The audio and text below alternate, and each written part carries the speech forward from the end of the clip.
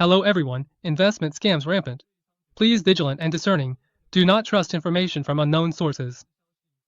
Please make sure recognize two official Capital Securities community, Facebook, Capital Securities, YouTube, Capital Wealth Insights. Hi everyone, welcome to Kinyi. It's Friday, January 23rd. I'm analyst Zhang Jida. Please like, subscribe, and share. Leave a comment for investment questions. If I miss yours today, I'll respond to everyone in the next session. The week has flown by, and here we are at another wonderful Friday. I only did live streams for 4 days this week, so it's been a bit more relaxed than usual.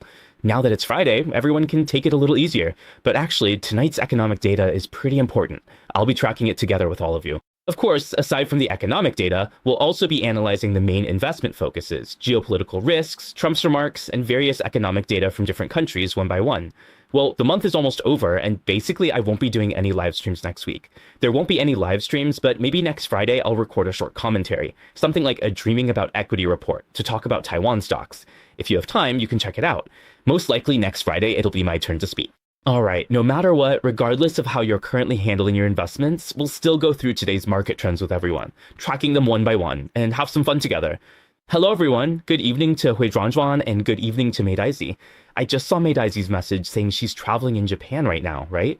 She said she's watching the snow in Japan. Wow, that's really lucky. I traveled to Japan alone but missed the snow. While I saw some in Korea, I've yet to see it in Japan. If I return, I'll definitely seek out the snowy scenery. David Lee is here, and also Flying Fish, as well as Alvin Chan, Alice Fu, and who else? Banana Shang. Good evening, everyone.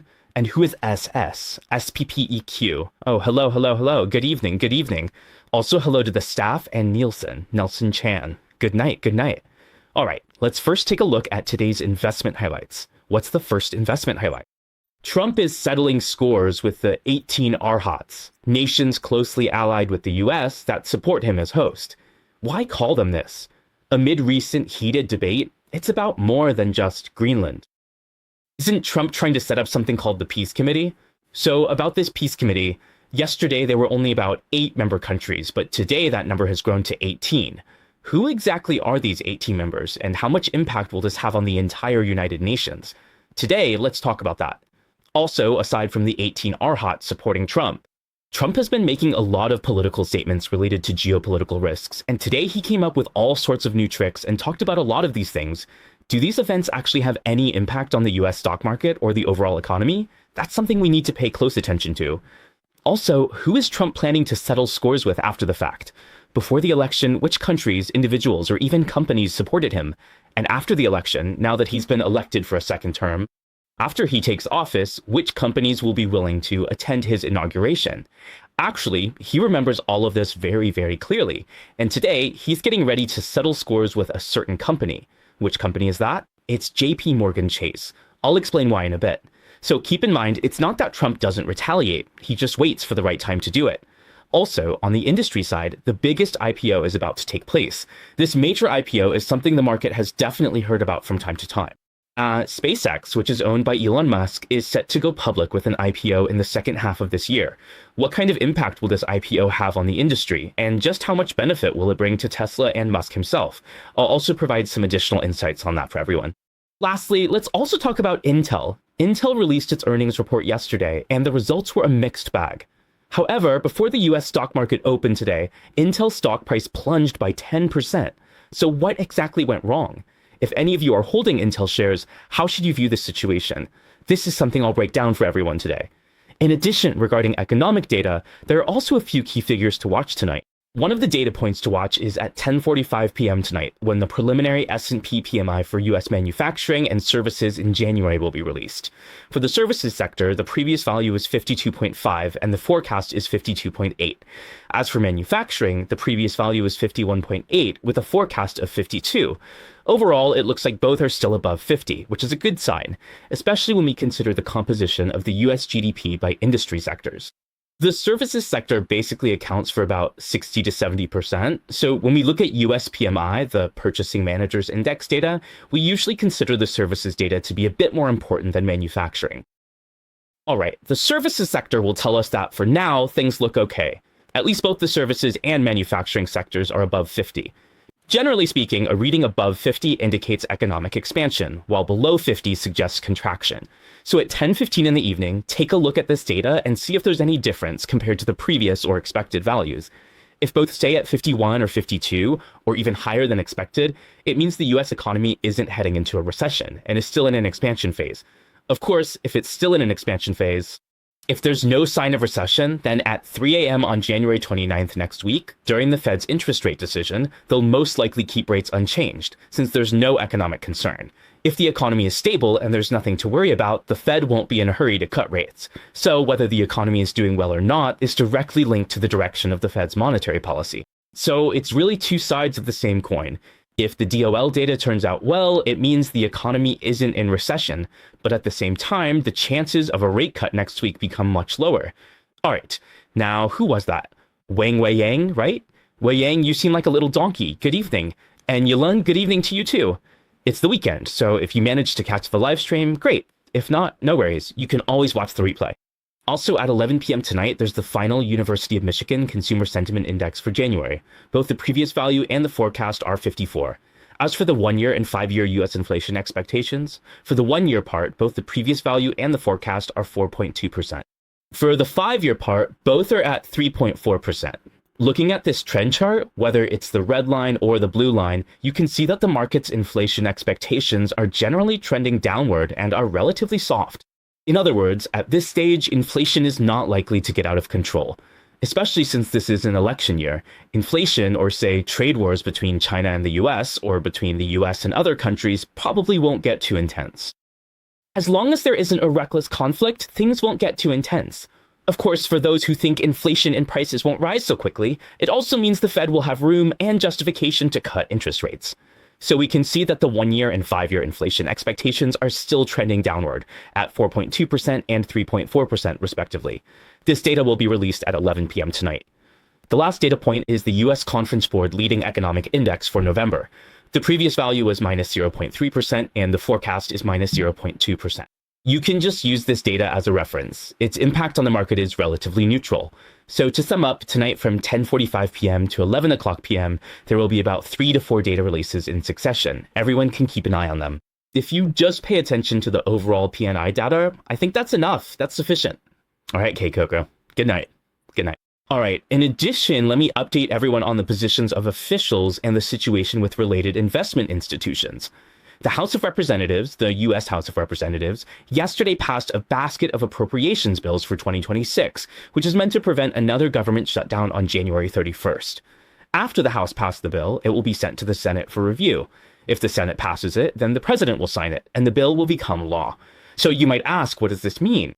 Will the Senate pass it? We think there's a very high chance it will, because, well, last year, remember, it turned into a huge issue. The US government shut down, right? That set the record for the longest shutdown in history. I forget exactly, was it 40-something days? 42 or 45 days? I think it was 42 days. It was the longest record, and after that shutdown, a lot of economic data wasn't even released, right?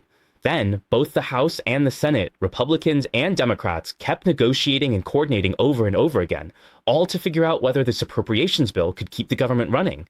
So can the bill actually pass? Now, last year, it managed to pass, though it was a close call.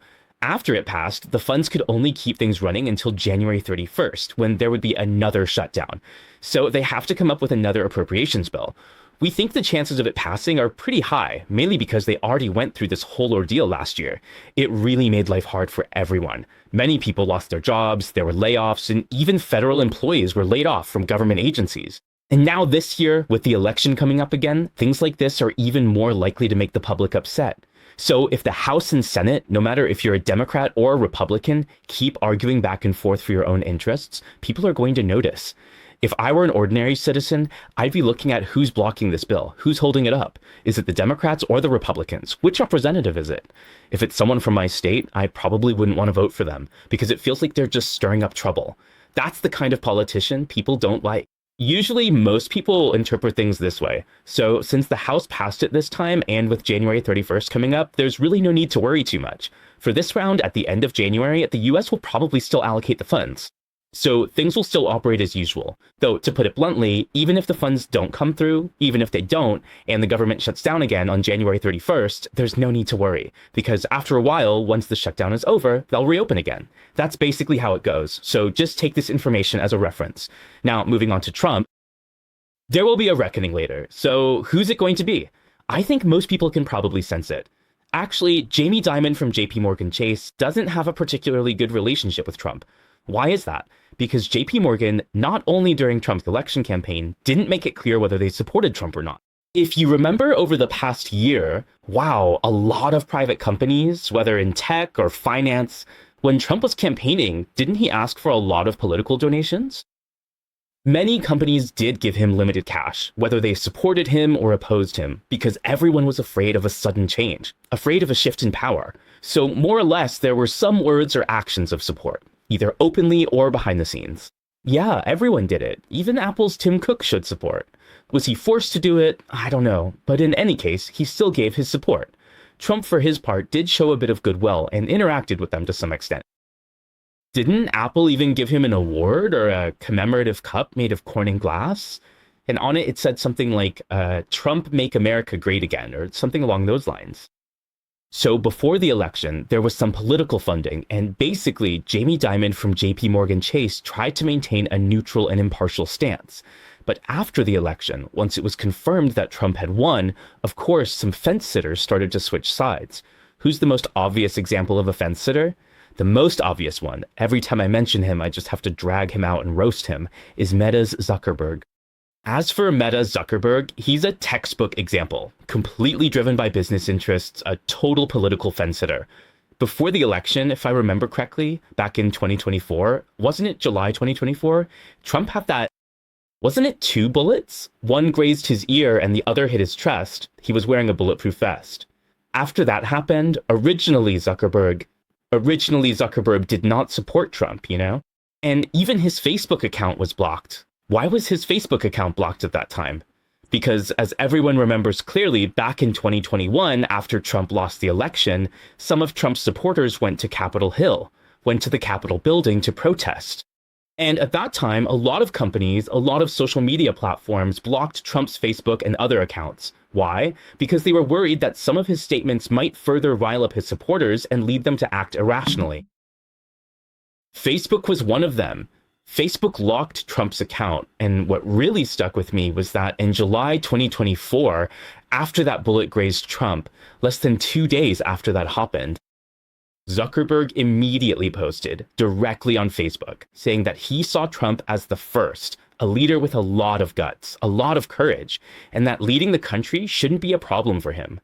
Then, just like that, he switched sides. And the very next day, he said he was going to deal with Trump's Facebook account. Unblock and unban him so he can keep posting articles. So you can see it's mainly about these politicians. These business people basically don't have too much so-called political loyalty. There's not much of that. They just go whichever way the wind blows. Of course, after the election, after Trump's election, after winning the election, the biggest beneficiary was, of course, Elon Musk from Tesla. When the Department of Justice Secretary, besides Musk, after the election victory, you could see him attending, the inauguration ceremony or some kind of event related to the victory. At that time, I remember a ticket to the event cost $1 million. Seems like it was $1 million ticket. Many companies were sponsoring Trump, but it seems like Jamie Dimon from JP Morgan Chase didn't make any gesture. Actually, I think Trump noticed all of this. He saw it all. And sure enough, today Trump did something. He's going to sue someone. Who is he suing? He's going to sue JP Morgan Chase. Good evening, Yawan, and I think, Melissa, good evening to you too. He's going to sue JP Morgan Chase and Jamie Dimon. Why? And the amount he's suing for is pretty big, $5 billion. He says it's because the bank, for political reasons back in 2021, January 6, 2021. Remember when Trump supporters stormed the Capitol? That was the protest, and then first, Facebook shut down after Zuckerberg closed the platform and banned the account. But even more seriously, he said at that time, JP Morgan Chase. At that time, JP Morgan Chase also completely stopped providing financial services to Trump personally and to all his businesses. They just wouldn't let him use their accounts. And they even told other financial institutions not to open accounts or allowed Trump and his companies to use their services. So he said that because of this, he accused JP Morgan Chase of commercial defamation and violating principles of good faith and fair dealing, which led to a lawsuit. Of course, this accusation, JP Morgan Chase has not admitted to this, but if you really did, if it's really true that you closed someone's accounts and then stopped providing services to all their businesses, and if there's solid evidence and it's a fact, then I think this is going to be very, very difficult to handle. It'll be really hard to deal with. Especially now, who's the person involved? It's Trump. He's someone with both power and, what else? He's a leader who's had wealth and power all his life, so there's really nothing you can do. So everyone is just watching this situation closely because this could put some short-term pressure on JP Morgan Chase's stock price. There will be some pressure.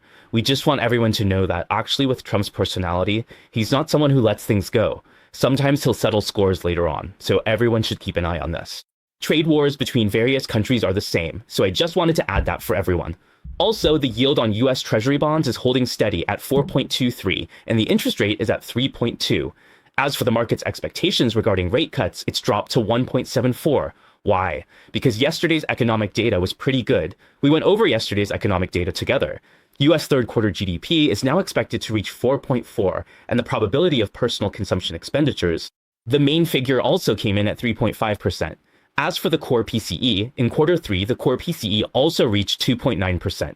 Inflation hasn't gotten out of control and the economy hasn't gone into recession, so naturally the number of expected rate cuts won't increase.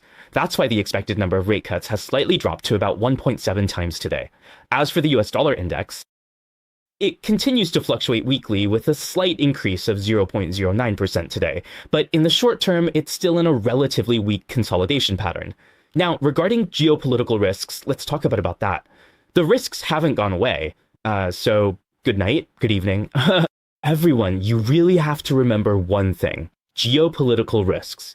During Trump's 4-year term, now there are only 3 years left, these risks will keep popping up again and again. The only question is when and from which country a sudden crisis will erupt. We just don't know. A few days ago, for example, it was Venezuela, where Maduro was taken away. And then the week before last, it was Greenland. He said, if you don't support the US in buying Greenland, I'll slap a 25% tariff on all you other European countries. So what is the latest rumor?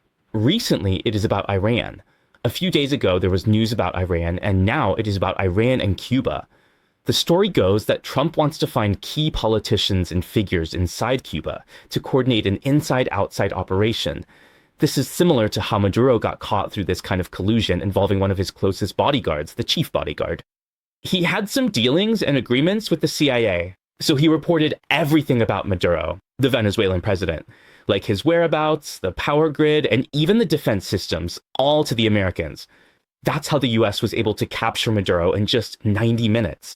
They caught him so quickly and took him to the US, so there must have been an insider. Without an insider, it's really hard to overthrow a regime. So insiders, yeah, that's why people are a bit sensitive when it comes to talking about insiders. But honestly, every country has insiders. Every country has spies. That's just how it is. So who might be next? Maybe Cuba. He said that in Cuba, they might be looking for key figures, and they're aiming to do what? They're aiming to overthrow Cuba's 70-year communist regime by the end of this year, very soon. Why? Because let me give you a quick overview. So Venezuela, right? Why did Venezuela detain that president? Because Venezuela basically has some oil or some financial resources, money or gold or whatever.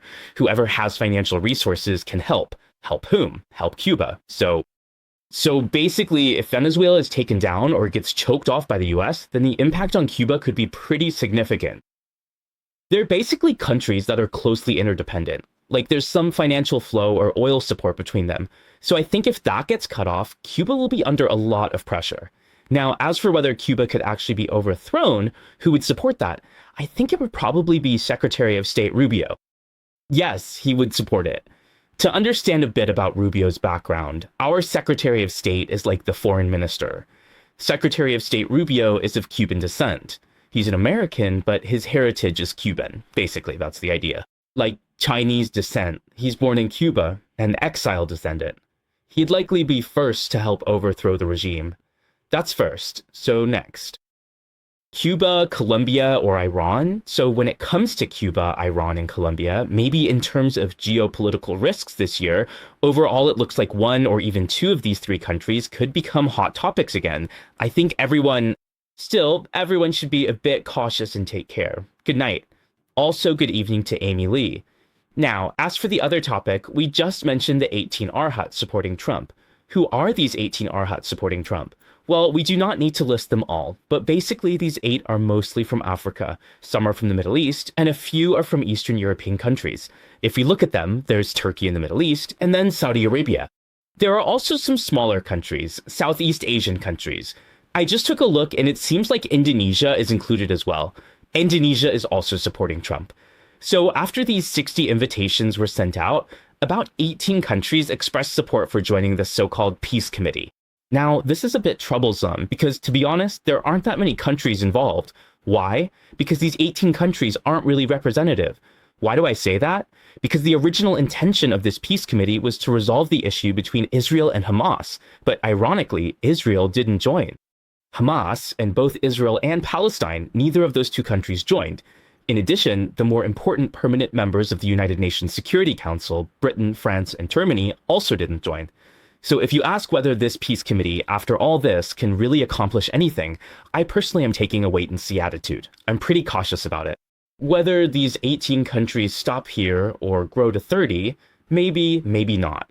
But importantly, if the wealthier, powerful nations lack a truly representative country, hi Hushen and Ki Pao Shui, good evening. If there isn't one, if a truly representative country actually steps up and says it supports the US, stands by its side, and becomes its right-hand man, for example, like the UK, which has a pretty good relationship with the US, if even the UK doesn't support it, and France or Canada also don't support it, if Trump really wants to use this so-called peace committee to replace the United Nations, the chances of that happening are pretty low. Just a heads up for everyone, over the next 3 years, there will actually be a lot to watch, a lot of different scenarios to see. The next 3 years will be full of changes, a lot of variables. Okay, if the Cuban regime collapses, what impact would that have on the stock market? Daniel6072 is asking about stock policies. Does it matter? The impact on the international market wouldn't be significant.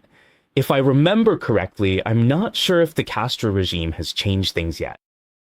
Or has it already changed? The Cuban regime, let's put it this way, it doesn't really have much impact on the global economy, international instability, or the international political landscape, in my opinion. Why? Because whether it's in terms of the economy, finance, or even politics, to be honest, Cuba has already become a rather isolated country, especially isolated by the United States. So even if there were a regime change, it really wouldn't have much of an impact. It's just like Venezuela. If there's a regime change, like how it can happen so quickly, just 90 minutes and everything changes. But do you think that just because there's a regime change, crude oil prices will suddenly skyrocket or gold will surge? Well, gold did go up because geopolitical risks increased. But as for Venezuelan oil, before the US sanctions on Venezuela, their crude oil production was actually pretty good, but after the sanctions, their daily crude oil output dropped to below 1 million barrels. Now, people are saying that with a change in leadership, maybe the US will help them increase production.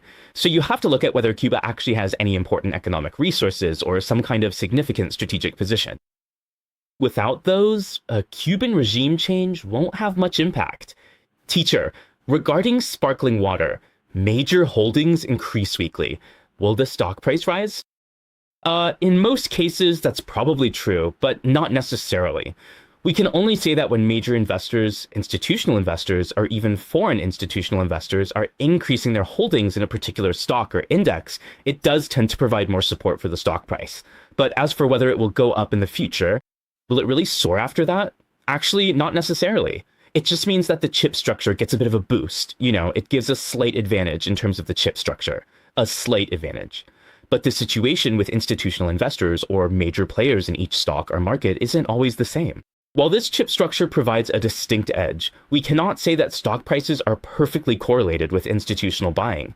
Even if big players increase their holdings, the price won't necessarily soar immediately. It certainly helps the situation, but it is never a guaranteed outcome. Good night, Fire God. All right, so Daniel also asked what my thoughts are on the US stock market. Maybe next week, if I have time, I can pull up some relevant candlestick charts or some fundamentals to show everyone.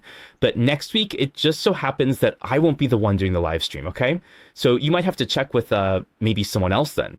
If there's an online session next week, check with Teacher Tony or Teacher Dong.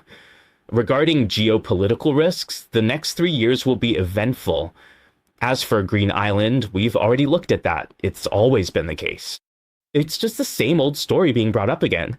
Right now, it's just two countries, Denmark and the United States, having discussions.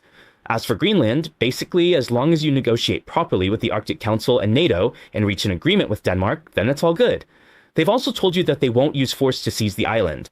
As for how these countries reach a consensus, I don't think it's that important. As long as they come to an agreement, that's enough. As for whether a certain part of Greenland will be ceded to the United States for a military base, or if NATO and the US will cooperate together and jointly establish some kind of military presence, like, the Thule defense system, or whether Denmark and the US will work together under some framework, we really don't know. Anyway, in the end, things will settle down peacefully. And as for why Trump would backtrack, it's very simple. The first reason is that Trump is running for election this year. So no matter if it's a trade war, a military conflict, or being tough with any country, in the end, if the stock market takes another big hit, he will backtrack. He will pull back. That's the first thing. So this will hop in quickly. So this year, Trump will backtrack very, very quickly. Second point. As for Greenland or Denmark or other European countries, they still have to cooperate with the United States. Why? Because these two major entities, Europe and America, are fundamentally focused on containment. Who are they containing? China and Russia. So what about Greenland? As long as the US negotiates properly, European countries might not necessarily oppose the US building a few more military bases in Greenland. If it's handled well and security is ensured, then the relevant European countries, whether it's Denmark, Sweden, or even the UK, France, Germany, as well as the US itself, and even Canada, would all benefit.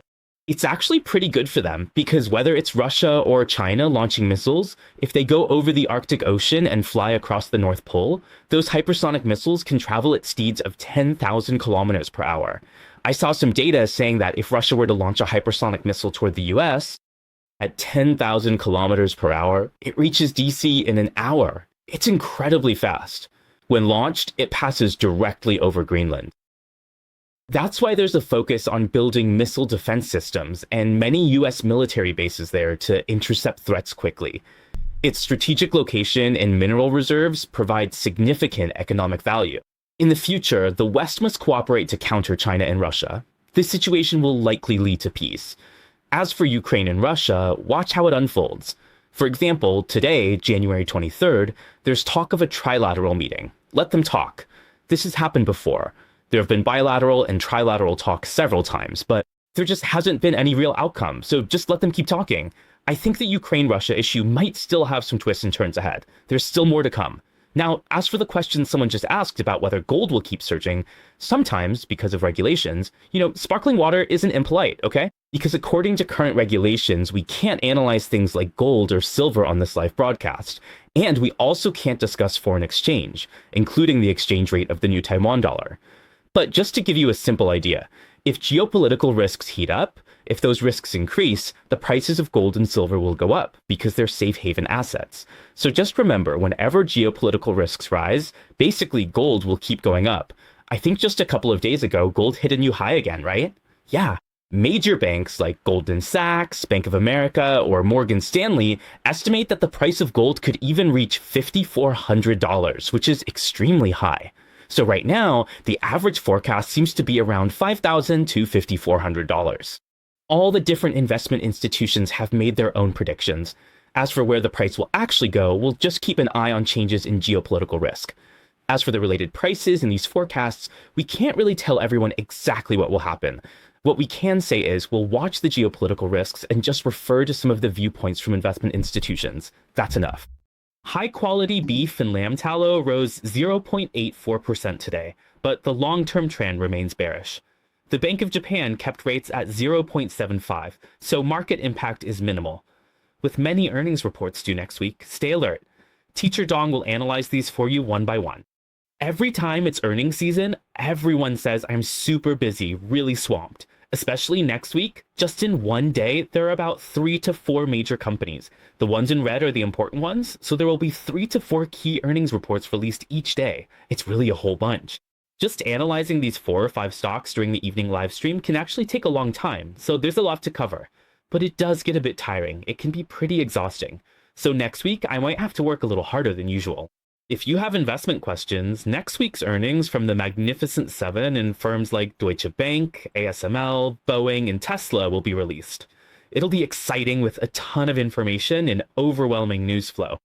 Of course, with this surge in information and earnings reports, the impact on the market will also be very direct and extremely volatile, and it will intensify. So everyone needs to be careful with their trades next week. Really be cautious, because even the slightest disturbance, or if any company's earnings report disappoints, the valuation could be drastically corrected right away. For example, in a moment, I'll talk to you about Intel. So about Intel's valuation correction, Intel actually has 3 big backers. Japan's SoftBank, the US government, and Jensen Huang. They've all invested in Intel.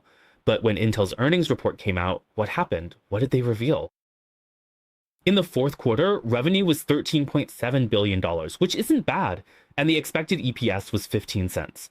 However, overall, there was still a net loss of $600 million in the fourth quarter. Honestly, that's even more than the same period last year. The same period the year before last saw a loss of $126 million, but last year's fourth quarter financial report showed a loss of $600 million, which is actually quite a big increase, almost 3 to 4 times more. But it's still not bad. Speaking of revenue from data centers and AI server chips, there was indeed solid growth, 9%. What does that mean? It means that in the data center and AI sector, this industry is truly booming, with very strong demand. If even Intel can see revenue growth in this area, then you can imagine what it's like for companies such as AMD, Nvidia, Microsoft, Amazon, and also Google, and even Meta. When it comes to their data centers, CSP services, and AI-related businesses, well, you can just picture the scale. If Intel can make money and grow on the AI development platform, then you can imagine that these other companies with better development, stronger technology, and more advanced patents are definitely going to earn even more. So when you ask if there's an AI bubble right now, there really isn't. You can rest assured about that. In the short term, there's definitely no AI bubble. And in fact, we're still in an accelerating growth phase. The argument about a bubble has been going on since last year and continues this year. I think people will still be talking about a bubble all the way until 2027. Like, in 2027, they'll still be saying there's a bubble. So when will a real bubble actually appear? Or when will this upward trend really level off or even start to slow down?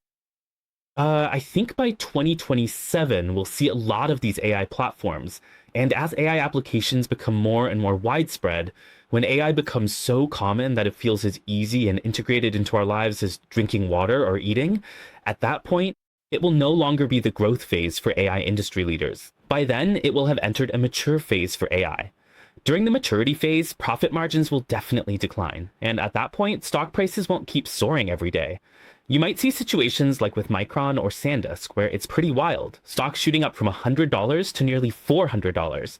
You could say Micron or SanDisk shot up to $500 or so.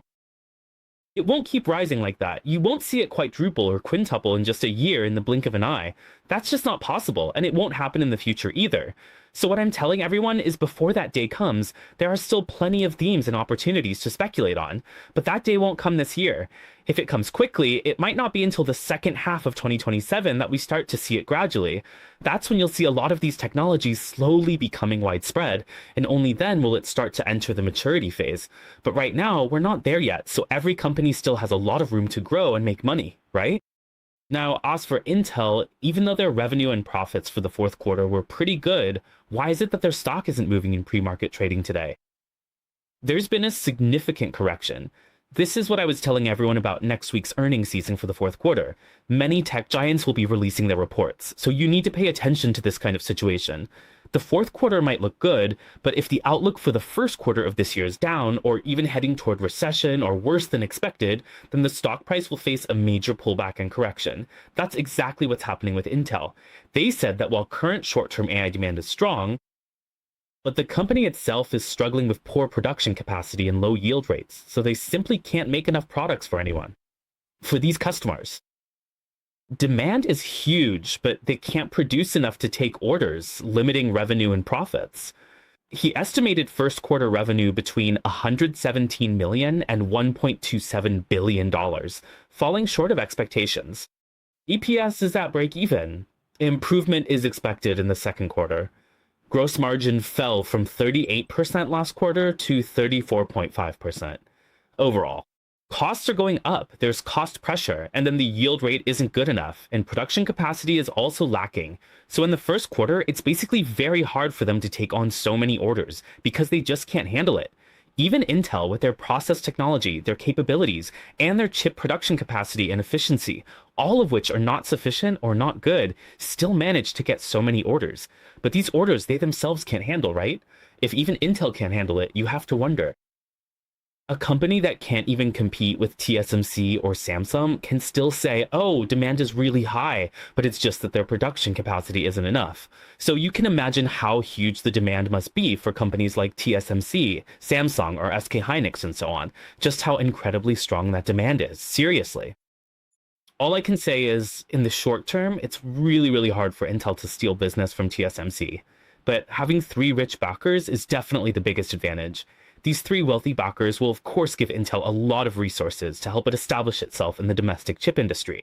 With technology and wafer production support, Intel faces short-term stock pressure in the US market today. However, long-term backing from three major supporters offers potential for the stock price to rise. It's just that in the short term, we need to keep an eye on it because the current expectation for its first quarter earnings report is not good. Right now, it's not looking good. So what about the stock price? If it pulls back today, pay attention to the support point on this upward trend line, the spot marked by the red circle. If it can hold, if it still holds, then it's not really a problem. But if it can't hold, there's still a support area at the monthly and quarterly moving averages below. If it really drops back to the monthly and quarterly moving averages, at least it's still moving within this upward channel. So honestly, there are a lot of strong support levels below. There are plenty of solid supports underneath. So that's a follow-up and some additional info on Intel and its earnings report. Now, let me take a look at Daniel, natural gas. Natural gas, I really can't analyze natural gas well, just to mention it since you brought it up. But we don't really follow natural gas much. As for oil, I think oil is in a long-term downtrend. But for natural gas, I haven't had the time to look at it. If I get a chance, I'll try to give you all an update on it. Shalong asked, how come the Fed can only influence short-term interest rates, but what about long-term rates? If the long-term rate is at 4% and the Fed does not raise rates, would not inflation just stay stuck? Actually, the Fed does not just influence short-term rates. In fact, they have a lot of tools to impact short, medium, and long-term rates. Whether it's buying government bonds, MBS, reducing the balance sheet, or implementing QE or QT, there are many, many ways for them to influence short, medium, and long-term interest rates. As for your question about if the Fed doesn't raise rates, will inflation just remain rigid?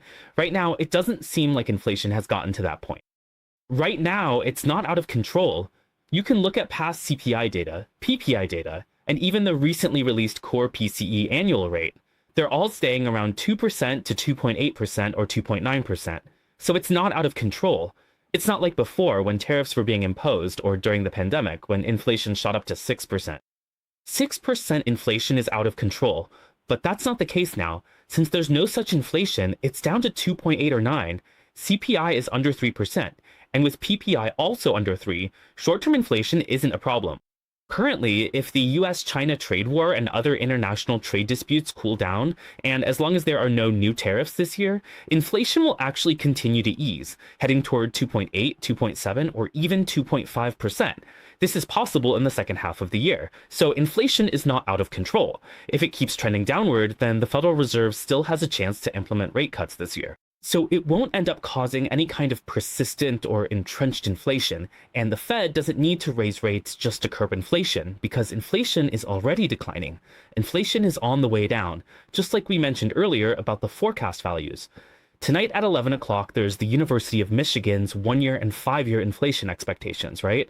Both the 1-year and 5-year inflation forecasts are trending downward. How? So under these circumstances, inflation really isn't out of control, and the Fed still has a chance to cut rates. Okay, that's a quick update on stocks and earnings for everyone. Now let's take a look at Space SM. Right? Oh, this is Tesla, right? It's one of Musk's big cash cows. This space shuttle can be launched and then brought back, which is really impressive. It can be launched, brought back, launched again, and brought back again. Basically, it's reusable. Now, pretty much all of NASA's space launches in the US are like this. The biggest orders, the largest contracts, basically all go to SpaceX, so they're making a killing. In SpaceX, word is they've already picked 4 investment banks to handle their IPO, which could be the biggest IPO in the entire market, even the whole universe, in the second half of this year. This IPO is targeting $30 billion, with listing in the second half of this year. Underwriters include Bank of America, Goldman Sachs, Morgan Stanley, JP Morgan Chase. We don't know the exact amount yet, but since last December, right, SpaceX internally mentioned that they were going to sell some of their stock. Employees could sell their shares, right? The internal trading price they set for the stock was $421 per share. If you convert that to their current valuation, what valuation are they using for the calculation? It's $800 billion. $800 billion. Do you think that's a lot or a little? Let's do a simple comparison. Without comparison, there's no sense of loss. But once you compare, you get a sense of direction. What does that mean? What does $800 billion really mean? That German, no, not Gemini, that one, OpenAI's GPT, they also want to go public this year. What's their current IPO valuation? It's about $500 billion. $500 billion. A lot of people are using ChatGPT, right? $500 billion.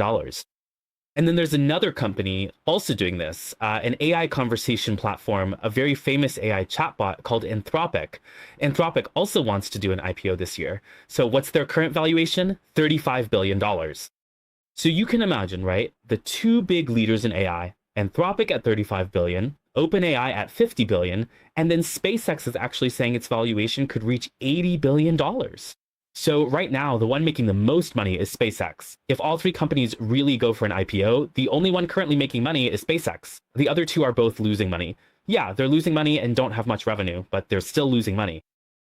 Oh, so if this thing really does have a chance to successfully IPO, then of course Musk's net worth will go up another level, and Tesla's stock price will also rise along with it, since after all, they're part of the same group of companies. So there's this data that people have been analyzing, saying if SpaceX really goes public at $800 billion, based on Musk's shareholding, how much would his net worth increase? By how much would it go up? It would increase by $600 billion, 600 billion more, not a total of 600 billion, but an increase of 600 billion. Right now, if I remember correctly, his net worth is around $400 to $500 billion. If you add another 600 billion to that, wow, that's incredible. He'd be the richest in the whole universe. Well, maybe not the whole universe, but definitely the richest on Earth. It's pretty scary. So what about Musk? Today, there's even more news because he just made another big announcement. He's painted another dream, made another promise.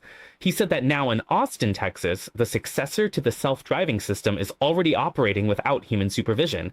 In terms of safety personnel, some vehicles are already able to hit the road without anyone monitoring them. Also, FSD, which is full self-driving, could be available as soon as next month, possibly rolling out in mainland China and Europe.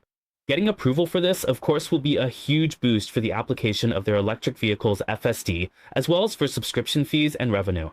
And what about robotaxis? These self-driving taxis, according to him, will be all over the United States by the end of this year, and the Robo-Oppo, this robo, will be ready by the end of 2027. But will selling this thing actually work out? Based on what we know about Musk in the past, he really enjoys it. He's someone who's very good at talking, a real salesman and entrepreneur. Just like, for example, Jensen Huang. He's also an incredibly skilled marketer. He's a key figure in marketing, promoting the quality of their chips and the future of the chip industry, as well as the development of AI. You have to say it. Entrepreneurs must know how to do marketing. If you know how to market, you can sell things. And if you can sell things, your company will make money. So Musk is the same way. Musk also paints a lot of big pictures. Some of those visions come true, some get delayed, but honestly, about 80% of what he promises actually happens. The things he's talked about, most of them have come true. It's just a matter of when they materialize, what his timing is, and when those things will take off. He often delays. Things eventually happen, so just understand this. For example, if he says taxis will be available across the US by year end, take it with a grain of salt. If he says robots will turn things around by 2027, be skeptical too. But is it possible in the future? I think it definitely will happen. The future will see it become widespread and it will eventually be released. If we look at these things with a long-term perspective, they really will add value to Tesla's stock price. It's just that it'll take some time to slowly develop and mature. So tonight, take a look at SpaceX or check out some related news or any positive updates. Just get a sense of it, because it might have some impact, more or less, on Tesla's stock price. There could be a bit of a boost. So yesterday it went up about 4.15%. That's due to these related updates. As for Tesla's stock price, just keep an eye on this blue moving average line, this blue neckline. If there's a chance it can climb back above this blue neckline, then it has a chance to hit new highs again. But right now, this blue neckline is a really strong ceiling. It's just sitting there as heavy resistance. Every time the price hits it, it drops back down. Every time it hits it, it bounces back up. Back in December last year, it did manage to break through, but unfortunately, it couldn't hold above it and fell back down. So now it's just fluctuating around the monthly and seasonal moving averages. So going forward, first watch if it can hold above the monthly and seasonal moving averages, and then see if it can successfully break through that blue neckline, which is the technical ceiling. If it can, then there's potential for a strong upward push and momentum for higher prices. Of course, the premise is still what I just mentioned about those variables, like how Tesla's car sales are doing and robotaxi. Things like the operation, subscription, and adoption of FSD for self-driving taxis, and also whether the Optimus robot can, as they claim, really start commercial production and sales by 2027. These factors will all have a direct impact on Tesla's future stock price. Things are developing pretty well. Now, finally, let me mention something simple. Since it's the weekend, let's keep it light. We'll try not to overload everyone with too much information, so you don't end up with information indigestion over the weekend. Lastly, according to Reuters, Amazon is planning a second round of layoffs next week. It's pretty tough. This second round of layoffs is expected to be about the same scale as last October, possibly close to 14,000 to 15,000 people. So overall, the total plan is to lay off about 30,000 people. Honestly, layoffs are actually a positive for companies. They help reduce costs. So from a very realistic perspective, layoffs are beneficial for Amazon's stock price. Yes, it's beneficial for Amazon's stock price. As for the current upward trend line, as long as this trend line hasn't been broken, just remember to buy when it touches the trend line. If there's a slight pullback and you see the curve, you can clear your position and buy in. So far, it's touched the trend line about 4 times. As long as this upward trend line isn't broken, there's still a chance for Amazon to gradually move higher. Yesterday, it went up by about 1.3%. Layoffs are good for the stock price. But on the other hand, you can imagine, since, for example, in our Eastern countries, the New Year is coming up next month, right? So you can think about it. If some listed companies were to lay off employees before the New Year, it would actually be pretty heartbreaking. It's kind of like with Amazon. When they lay off people, it's 15,000 at a time. That's 15,000 families who might suddenly be out of work. So you can imagine, once someone gets laid off, even though they might get some unemployment benefits or subsidies, which is true, their mortgage, living expenses, or their children's education costs all become a huge source of stress. Oh, so when you think about it, it's actually pretty tough, but there's no other way. They probably have to make some cost adjustments, because right now, as many companies are developing AI, a lot of routine jobs that used to require manpower are being replaced by AI. Job replacements lead to layoffs, boosting stocks, but pressuring families. Looking at US pre-market movers, Intuitive Surgical rose 3.65% on an earnings beat. AMD and SNCI gained between 3 and 3.4%. Nvidia, Daqo New Energy, and Procter & Gamble also rose 1.3 to 2.6%. Among the companies that are down, the biggest drop is Intel, which fell 13% in pre-market trading because its first quarter earnings outlook was much worse than expected. Additionally, Moderna is down 2%. Stocks like Seagate or Western Digital, WDC, are up. There are also insurance companies, Delta Airlines, and so on. Broadcom is also down 1 to 2% in pre-market trading, and there are others as well. Overall, I think it's not too bad. Among the companies that are rising or falling, some AI or major tech stocks are helping to support the market. As for semiconductor companies like AMD, for example, they might be somewhat similar to Nvidia in this regard.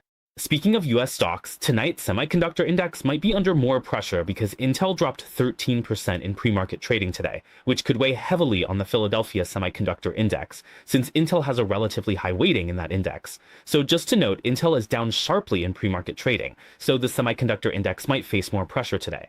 As for the Dow Jones, it still looks pretty good, staying above the monthly and quarterly moving averages, up 0.63%. The semiconductor index was up slightly by 0.16% yesterday, but today it might be affected by Intel's decline. With this impact, we need to keep an eye on things. If it drops today and pulls back to this area, what we call the resistance zone of the ascending wedge consolidation pattern, it already broke through that. As we've mentioned before, once it breaks through, if the stock index pulls back, that resistance will turn into support. So going forward, watch that blue dashed line and the monthly moving average to see if they can hold. If it holds, there's little concern and it's unlikely to become a bearish trend yet. So no need for alarm, it's just that today's pressure is heavier than normal. As for the other major indices, which are also important new indicators, the rest surged by 2.11% yesterday. Who drove that up? It was mainly Tesla and Amazon, and then Meta also saw a big jump. That's why the regional indices rose by 2.11% yesterday. However, when it comes to the monthly and quarterly moving averages, they still haven't broken above them in the short term. So you can only treat this as a short-term situation, where things are still in a phase of consolidation and fluctuation. If during this consolidation phase it manages to break above the monthly and quarterly moving averages again, and even forms a bullish structure like the Dow Jones, where both moving averages are curving upward, then that would really add momentum to the overall performance of the Magnificent Seven stocks. So in terms of sector rotation, we believe that during the January market, it's more of a pullback and consolidation after a strong rally.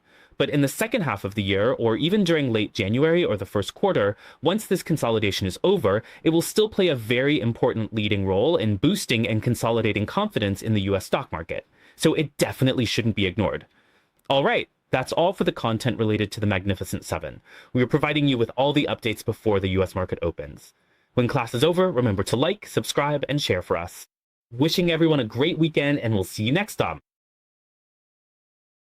Our company has no improper financial interests in the individual securities recommended or analyzed. The information in this program is for reference only. Investors should make independent judgments, evaluate carefully, and bear their own investment risks. If you don't want to miss the latest market updates, be sure to turn on the notification bell and hit subscribe. In addition, we have plenty of great video content on both Facebook and YouTube. Don't miss out.